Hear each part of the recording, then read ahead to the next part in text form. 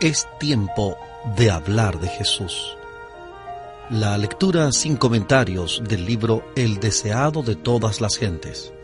Capítulo 22. Encarcelamiento y muerte de Juan. En Hablemos de Jesús. Omar Medina les acompaña. Juan el Bautista había sido el primero en proclamar el reino de Cristo y fue también el primero en sufrir. Desde el aire libre del desierto y las vastas muchedumbres que habían estado suspensas de sus palabras, pasó a quedar encerrado entre las murallas de una mazmorra, encarcelado en la fortaleza de Herodes Antipas, en el territorio que estaba al este del Jordán, que se hallaba bajo el dominio de Antipas. Había transcurrido gran parte del ministerio de Juan. Herodes mismo había escuchado la predicación del Bautista. El rey disoluto había temblado al oír el llamamiento a arrepentirse. Herodes temía a Juan, sabiendo que era varón justo y santo, y oyéndole hacía muchas cosas y le oía de buena gana. Juan obró fielmente con él, denunciando su unión inicua con Herodías, la esposa de su hermano. Durante un tiempo, Herodes trató débilmente de romper la cadena de concupiscencia que le ligaba, pero Herodías le sujetó más firmemente en sus redes y se vengó del Bautista, induciendo a Herodes a echarlo en la cárcel. La vida de Juan había sido de labor activa y la lobreguez e inactividad de la cárcel le abrumaban enormemente.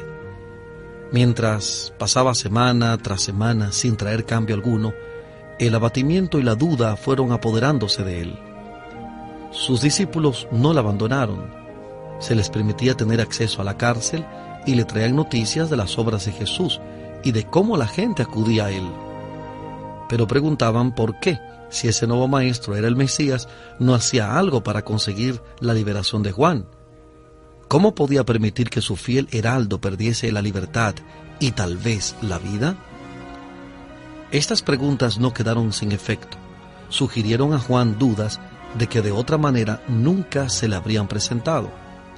Satanás se regocijaba al oír las palabras de esos discípulos y al ver cómo lastimaban el alma del mensajero del Señor. Oh, con cuánta frecuencia los que se creen amigos de un hombre bueno y desean mostrarle su fidelidad resultan ser sus más peligrosos enemigos.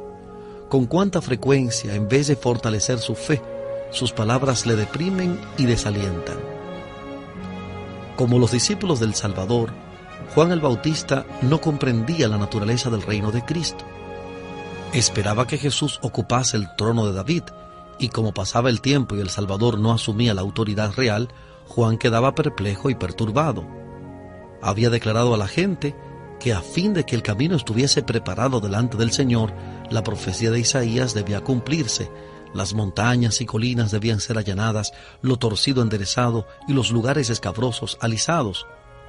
Había esperado que las alturas del orgullo y el poder humano fuesen derribadas.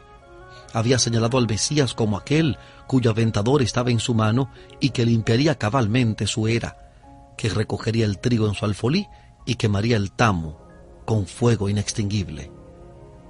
Como el profeta Elías, en cuyo espíritu y poder había venido a Israel, esperaba que el Señor se revelase como Dios que contesta por fuego.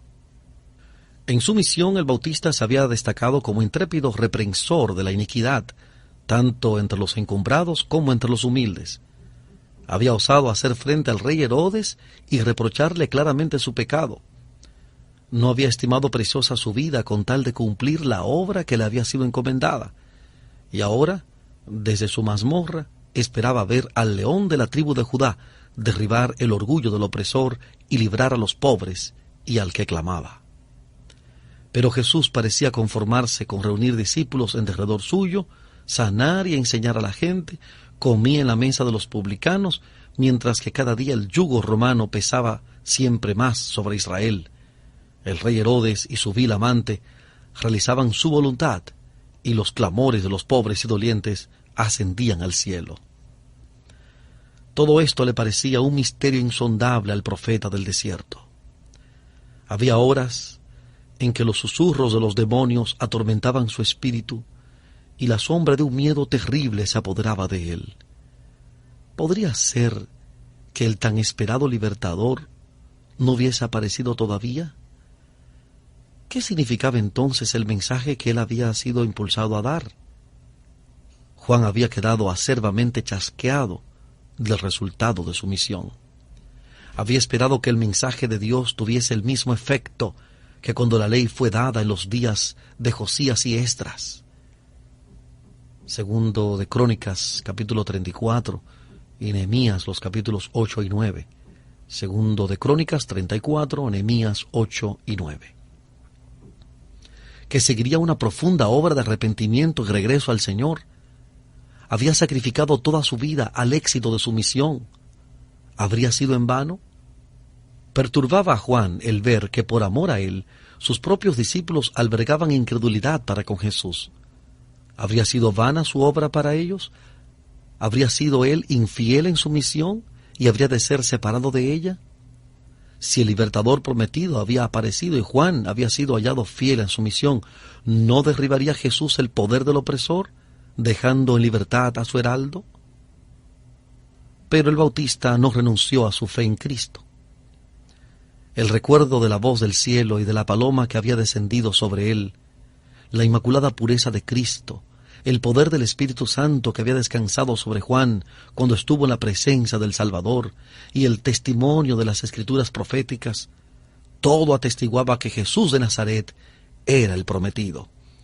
Juan no quería discutir sus dudas y ansiedades con sus compañeros. Resolvió mandar un mensaje de averiguación a Jesús. Lo confió a 2 de sus discípulos, esperando que una entrevista con el Salvador confirmaría su fe e impartiría seguridad a sus hermanos. Anhelaba alguna palabra de Cristo, pronunciada directamente para él. Los discípulos acudieron a Jesús con la pregunta: ¿eres tú aquel que había de venir o esperaremos a otro? Cuán poco tiempo había transcurrido desde que el Bautista había proclamado, señalando a Jesús: «He aquí el Cordero de Dios que quita el pecado del mundo. Este es el que ha de venir tras mí, el cual es antes de mí». Juan capítulo 1, versículos 29 y 27. Juan 1, 29 y 27. Y ahora pregunta: ¿eres tú aquel que había de venir? Era una intensa amargura y desilusión para la naturaleza humana. Si Juan, el precursor fiel, no discernía la misión de Cristo, ¿qué podía esperarse de la multitud egoísta?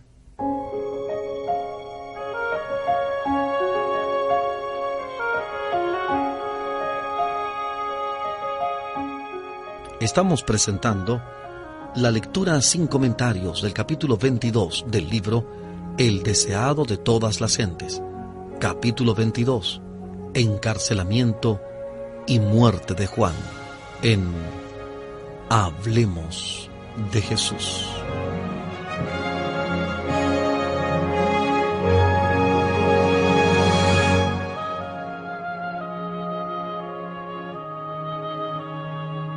El Salvador no respondió inmediatamente a la pregunta de los discípulos.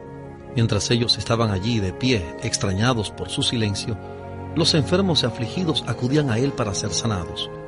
Los ciegos se abrían paso a tientas a través de la muchedumbre, los aquejados de todas clases de enfermedades, algunos abriéndose paso por su cuenta, otros llevados por sus amigos, se agolpaban ávidamente en la presencia de Jesús. La voz del poderoso médico penetraba en los oídos de los sordos. Una palabra, un toque de su mano, abría los ojos ciegos para que contemplasen la luz del día, las escenas de la naturaleza, los rostros de sus amigos y la faz del libertador. Jesús reprendía la enfermedad y desterraba la fiebre. Su voz alcanzaba los oídos de los moribundos, quienes se levantaban llenos de salud y vigor. Los endemoniados paralíticos obedecían su palabra. Su locura los abandonaba y le adoraban. Mientras sanaba sus enfermedades, enseñaba a la gente. Los pobres campesinos y trabajadores, a quienes rehuían los rabinos como inmundos, se reunían cerca de él, y él les hablaba palabras de vida eterna.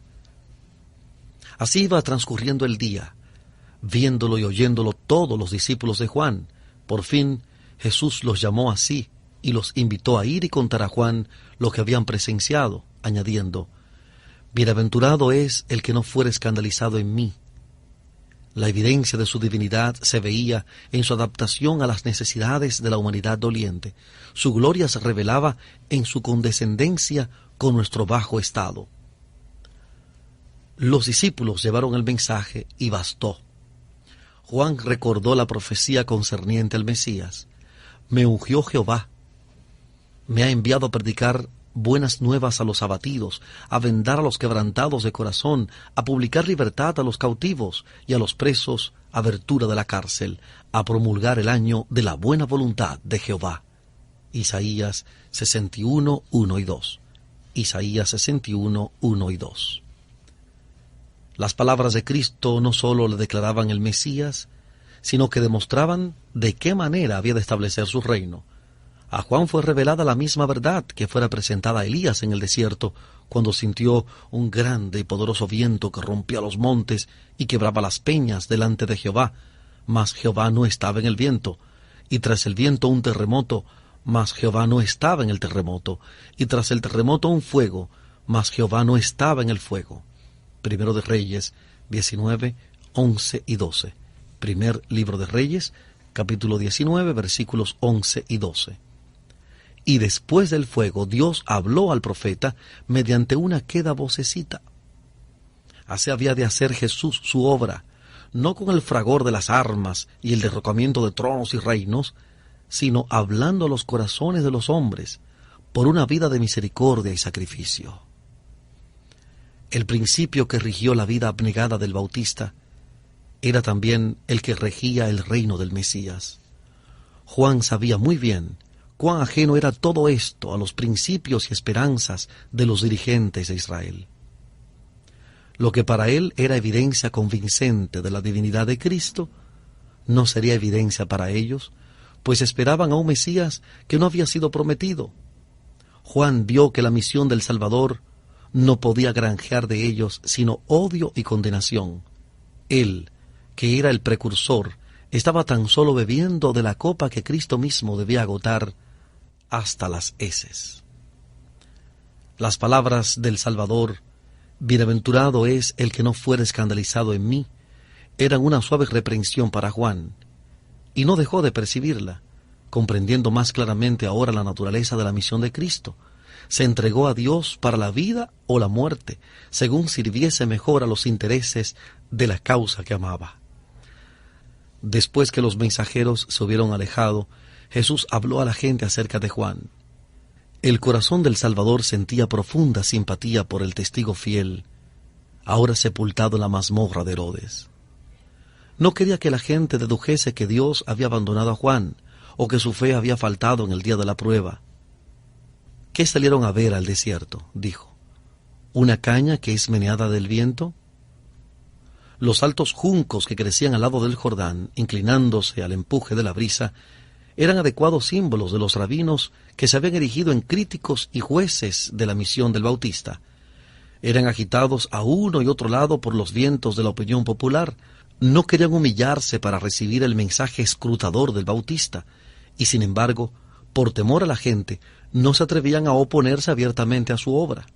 Pero el mensajero de Dios no tenía tal espíritu pusilánime. Las multitudes que se reunían alrededor de Cristo habían presenciado las obras de Juan, le habían oído reprender intrépidamente el pecado. A los fariseos que se creían justos, a los sacerdotales saduceos, al rey Herodes y su corte, príncipes y soldados, publicanos y campesinos, Juan había hablado con igual llaneza. No era una caña temblorosa, agitada por los vientos de la alabanza o el prejuicio humanos. Era en la cárcel él mismo en su lealtad a Dios y celo por la justicia, que cuando predicaba el mensaje de Dios en el desierto, era tan firme como una roca en su fidelidad a los buenos principios.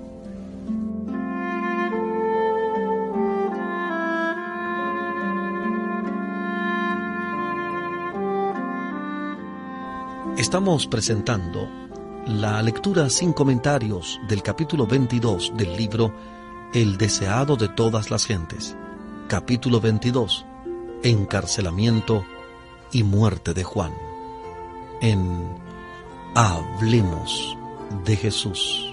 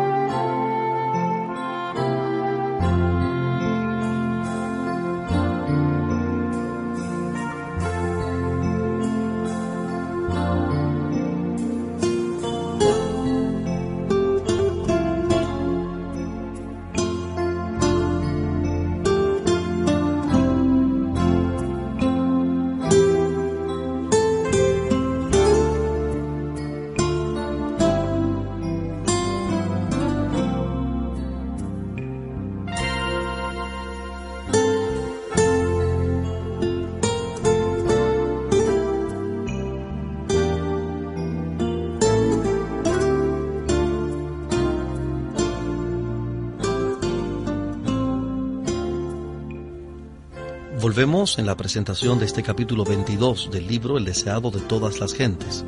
Capítulo 22. Encarcelamiento y muerte de Juan.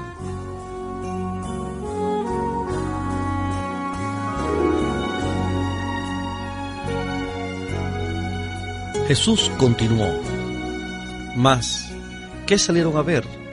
¿Un hombre cubierto de delicados vestidos? He aquí los que traen vestidos delicados en las casas de los reyes están. Juan había sido llamado a reprender los pecados y excesos de su tiempo, y su sencilla vestimenta y vida abnegada estaban en armonía con el carácter de su misión. Los ricos atavíos y los lujos de esta vida no son la porción de los siervos de Dios, sino de aquellos que viven en las casas de los reyes, los gobernantes de este mundo, a quienes pertenecen su poder y sus riquezas.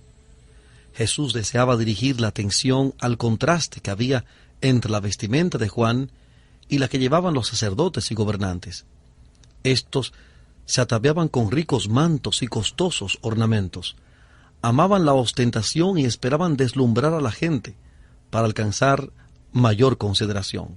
Ansiaban más granjearse la admiración de los hombres que obtener la pureza del corazón que les ganaría la aprobación de Dios. Así revelaban que no reconocían a Dios, sino al reino de este mundo. Mas, ¿qué? Dijo Jesús, salieron a ver. ¿Un profeta? También les digo, y más que profeta, porque este es de quien está escrito: He aquí, yo envío mi mensajero delante de tu faz, que aparejará tu camino delante de ti. De cierto les digo, que no se levantó entre los que nacen de mujeres otro mayor que Juan el Bautista. En el anuncio hecho a Zacarías antes del nacimiento de Juan, el ángel había declarado: será grande delante de Dios. Lucas 1:15. Lucas 1:15. En la estima del cielo, ¿qué constituye la grandeza? No lo que el mundo tiene por tal, ni la riqueza, ni la jerarquía, el linaje noble o las dotes intelectuales consideradas en sí mismas. Si la grandeza intelectual fuera de cualquier consideración superior, es digna de honor, entonces debemos rendir homenaje a Satanás, cuyo poder intelectual no ha sido nunca igualado por hombre alguno. Pero si el don está pervertido para servir al yo, cuanto mayor sea, mayor maldición resulta. Lo que Dios aprecia es el valor moral. El amor y la pureza son los atributos que más estima. Juan era grande a la vista del Señor cuando delante de los mensajeros del Sanedrín, delante de la gente y de sus propios discípulos, no buscó honra para sí mismo, sino que a todos indicó a Jesús como el prometido. Su abnegado gozo en el ministerio de Cristo presenta el más alto tipo de nobleza que se haya revelado en el hombre. El testimonio dado acerca de él después de su muerte por aquellos que le oyeron testificar acerca de Jesús fue: Juan a la verdad ninguna señal hizo, mas todo lo que Juan dijo de éste era verdad. Juan 10:41. Juan 10:41. ¿No le fue dado a Juan hacer bajar fuego del cielo, ni resucitar muertos, como Elías lo había hecho, ni manejar la vara del poder en el nombre de Dios, como Moisés? Fue enviado a pregonar el advenimiento del Salvador y a invitar a la gente a prepararse para su venida. Tan fielmente cumplió su misión que al recordar la gente lo que había enseñado acerca de Jesús, podía decir, todo lo que Juan dijo de éste era verdad. Cada discípulo del Maestro está llamado a dar semejante testimonio de Cristo. Como heraldo del Mesías, Juan fue más que profeta, porque mientras que los profetas habían visto desde lejos el advenimiento de Cristo, le fue dado a Juan contemplarle, oír el testimonio del cielo en cuanto a su carácter de Mesías y presentarle a Israel como el enviado de Dios. Sin embargo, Jesús dijo, el más pequeño en el reino de los cielos, mayor es que él. El profeta Juan era el eslabón que unía a dos dispensaciones. Como representante de Dios, se dedicaba a mostrar la relación de la ley y los profetas con la dispensación cristiana. Era la luz menor que había de ser seguida por otra mayor. La mente de Juan era iluminada por el Espíritu Santo a fin de que pudiese derramar luz sobre el pueblo. Pero ninguna luz brilló ni brillará jamás tan claramente sobre el hombre caído como la que emanó de la enseñanza y el ejemplo de Jesús. Cristo y su misión habían sido tan solo oscuramente comprendidos bajo los símbolos y las figuras de los sacrificios. Ni Juan mismo había comprendido plenamente la vida futura e inmortal a la cual nos da acceso el Salvador. Aparte del gozo que Juan hallaba en su misión, su vida había sido llena de pesar. Su voz se había oído rara vez fuera del desierto. Tuvo el destino de un solitario. No se le permitió ver los resultados de sus propios trabajos. No tuvo el privilegio de estar con Cristo, ni de presenciar la manifestación del poder divino que acompañó a la luz mayor. No le tocó ver a los ciegos recobrar la vista, a los enfermos sanar y a los muertos resucitar. No contempló la luz que resplandecía a través de cada palabra de Cristo, derramando gloria sobre las promesas de la profecía.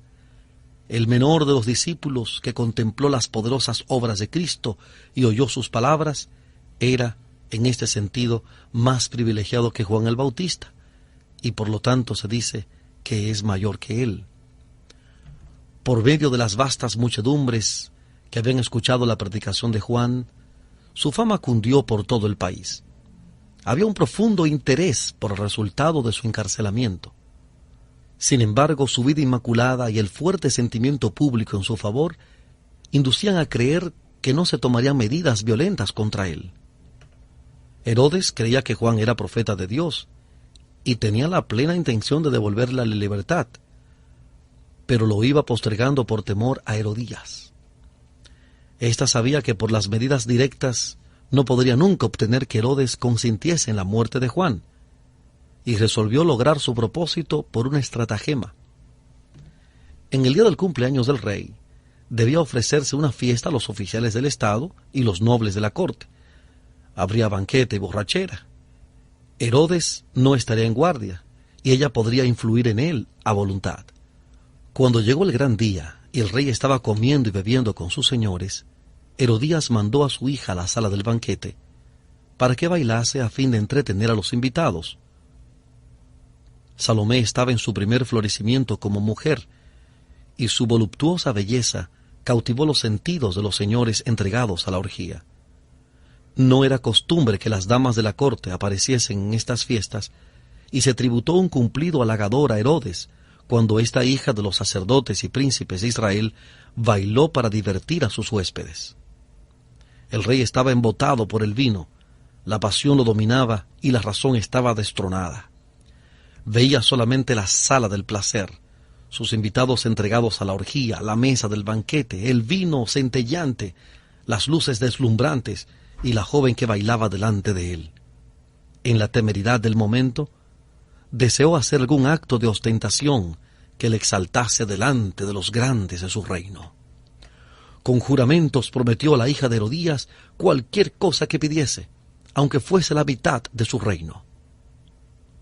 Salomé se apresuró a consultar a su madre para saber lo que debía pedir. La respuesta estaba lista: la cabeza de Juan el Bautista. Salomé no conocía la sed de venganza que había en el corazón de su madre, y primero se negó a presentar la petición, pero la resolución de Herodías prevaleció. La joven volvió para formular esta terrible exigencia: quiero que ahora mismo me des en un plato la cabeza de Juan el Bautista. Herodes quedó asombrado y confundido. Cesó la ruidosa alegría y un silencio penoso cayó sobre la escena de orgía. El rey quedó horrorizado al pensar en quitar la vida a Juan. Sin embargo, había empeñado su palabra y no quería parecer voluble o temerario. El juramento había sido hecho en honor de sus huéspedes, y si uno de ellos hubiese pronunciado una palabra contra el cumplimiento de su promesa, habría salvado gustosamente al profeta. Les dio oportunidad de hablar en favor del preso. Habían recorrido largas distancias para oír la predicación de Juan y sabían que era un hombre sin culpa y un siervo de Dios.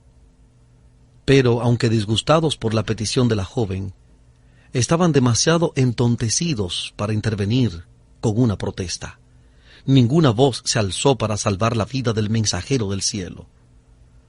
Esos hombres ocupaban altos puestos de confianza en la nación y sobre ellos descansaban graves responsabilidades. Sin embargo, se habían entregado al banqueteo y la borrachera hasta que sus sentidos estaban embotados. Tenían la cabeza mareada por la vertiginosa escena de música y baile, y su conciencia dormía. Con su silencio, pronunciaron la sentencia de muerte sobre el profeta de Dios para satisfacer la venganza de una mujer relajada. Herodes esperó en vano ser dispensado de su juramento.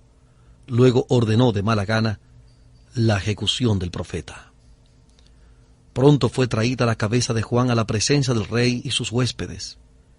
Sellados para siempre estaban aquellos labios que habían amonestado fielmente a Herodes a que se apartase de su vida de pecado. Nunca más se oía esta voz llamando a los hombres al arrepentimiento. La orgía de una noche había costado la vida de uno de los mayores profetas. Cuán a menudo ha sido sacrificada la vida de los inocentes por la intemperancia de los que debieran haber sido guardianes de la justicia. El que lleva a sus labios la copa embriagante se hace responsable de toda la injusticia que pueda cometer bajo su poder embotador. Al adormecer sus sentidos, se incapacita para juzgar serenamente o para tener una clara percepción de lo bueno y de lo malo. Prepara el terreno para que por su medio Satanás oprima y destruya al inocente. El vino es escarnecedor, la cerveza alborotadora, y cualquiera que por ello errare no será sabio. Por esta causa la justicia se puso lejos, y el que se apartó del mal fue puesto en presa. Proverbios capítulo 20, versículo 1, e Isaías 59, 14 y 15. Proverbios 21, Isaías 59, 14 y 15. Los que tienen jurisdicción sobre la vida de sus semejantes debieran ser tenidos por culpables de un crimen cuando se entregan a la intemperancia. Todos los que aplican las leyes deben ser observadores de ellas, deben ser hombres que ejerzan dominio propio, necesitan tener pleno goce de sus facultades físicas, mentales y morales a fin de poseer vigor intelectual, un alto sentido de la justicia. La cabeza de Juan el Bautista fue llevada a Herodías, quien la recibió con feroz satisfacción. Se regocijaba en su venganza y se lisonjeaba de que la conciencia de Herodes ya no le perturbaría. Pero su pecado no le dio felicidad. Su nombre se hizo notorio y aborrecido, mientras que Herodes estuvo más atormentado por el remordimiento que antes por las amonestaciones del profeta. La influencia de las enseñanzas de Juan no se hundió en el silencio. Había de extenderse a toda generación hasta el fin de los tiempos.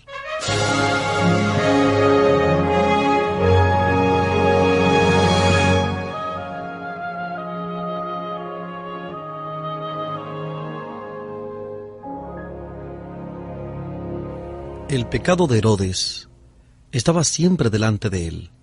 Constantemente procuraba hallar alivio de las acusaciones de su conciencia culpable. Su confianza en Juan era inconmovible.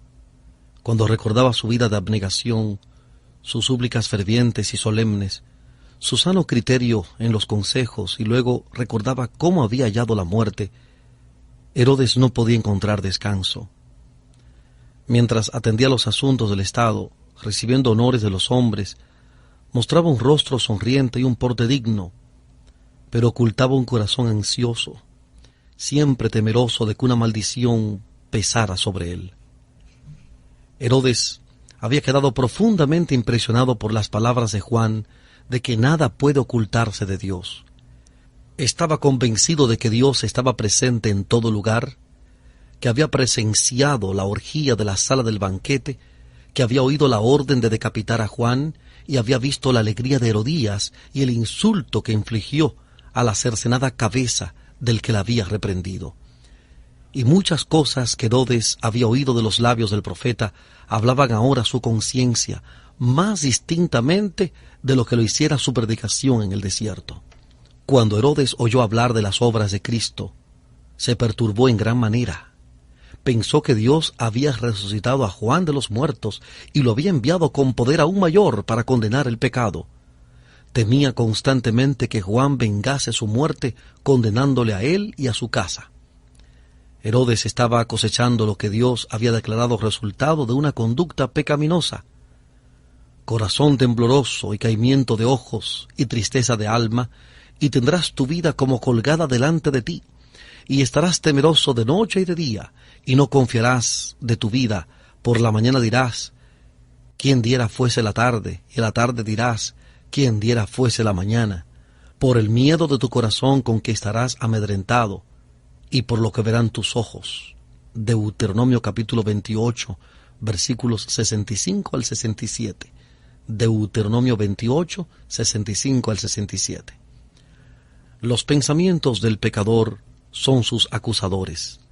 No podría sufrir tortura más intensa que los aguijones de una conciencia culpable, que no le deja descansar ni de día ni de noche. Para muchos, un profundo misterio rodea la muerte de Juan el Bautista. Se preguntan por qué se le debía dejar languidecer y morir en la cárcel. Nuestra visión humana no puede penetrar el misterio de esta sombría providencia, pero ésta no puede conmover nuestra confianza en Dios cuando recordamos que Juan no era sino partícipe de los sufrimientos de Cristo. Todos los que sigan a Cristo llevarán la corona del sacrificio. Serán, por cierto, mal comprendidos por los hombres egoístas y blanco de los feroces asaltos de Satanás. El reino de éste se estableció para destruir este principio de la abnegación y peleará contra él donde quiera se manifieste. La niñez, juventud y edad adulta de Juan se caracterizaron por la firmeza y la fuerza moral. Cuando su voz se oyó en el desierto diciendo, «Aparejen el camino del Señor, enderecen sus veredas», Mateo 3:3. Mateo 3:3. Satanás temió por la seguridad de su reino. El carácter pecaminoso del pecado se reveló de tal manera que los hombres temblaron. Quedó quebrantado el poder que Satanás había ejercido sobre muchos que habían estado bajo su dominio. Había sido incansable en sus esfuerzos para apartar al Bautista de una vida de entrega a Dios sin reserva, pero había fracasado. No había logrado vencer a Jesús. En la tentación del desierto, Satanás había sido derrotado y su ira era grande. Resolvió causar pesar a Cristo hiriendo a Juan. Iba a hacer sufrir a aquel a quien no podía inducir a pecar. Jesús no se interpuso para librar a su siervo. Sabía que Juan soportaría la prueba. Gozosamente habría ido el Salvador a Juan para alegrar la lobreguez de la mazmorra con su presencia. Pero no debía colocarse en las manos de sus enemigos, ni hacer peligrar su propia misión. Gustosamente habría librado a su siervo fiel, pero por causa de los millares que en años ulteriores debían pasar de la cárcel a la muerte, Juan había de beber la copa del martirio. Mientras los discípulos de Jesús languideciesen en solitarias celdas, o pereciesen por la espada, el potro o la hoguera, aparentemente abandonados de Dios y de los hombres, ¿qué apoyo iba a ser para su corazón el pensamiento de que Juan el Bautista, cuya fidelidad Cristo mismo había atestiguado, había experimentado algo similar? Se le permitió a Satanás abreviar la vida terrenal del mensajero de Dios. pero el destructor no podía alcanzar esa vida que está escondida con Cristo en Dios. Colosenses 3:3. Colosenses 3:3. Se regocijó por haber causado pesar a Cristo, pero no había logrado vencer a Juan. La misma muerte le puso para siempre fuera del alcance de la tentación. En su guerra, Satanás estaba revelando su carácter. Puso de manifiesto delante del universo que la presenciaba su enemistad hacia Dios y el hombre. Aunque ninguna liberación milagrosa fue concedida a Juan, no fue abandonado. Siempre tuvo la compañía de los ángeles celestes, que le hacían comprender las profecías concernientes a Cristo y las preciosas promesas de la Escritura. Estas eran su sostén, como iba a ser el sostén del pueblo de Dios a través de los siglos venideros. A Juan el Bautista, como aquellos que vinieron después de él, se aseguró: «He aquí yo estoy con ustedes todos los días hasta el fin del mundo». Mateo 28:20. Mateo 28:20.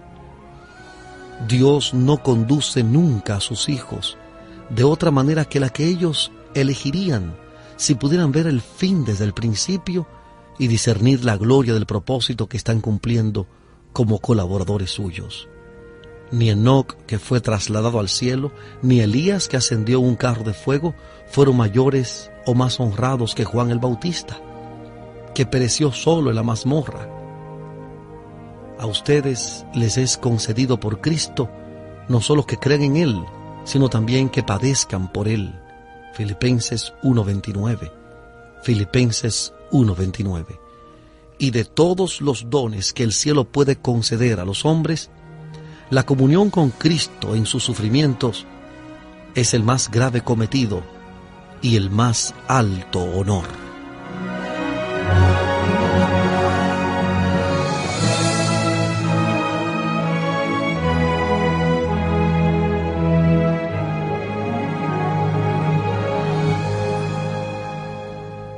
Hemos presentado la lectura sin comentarios del capítulo 22 del libro El deseado de todas las gentes.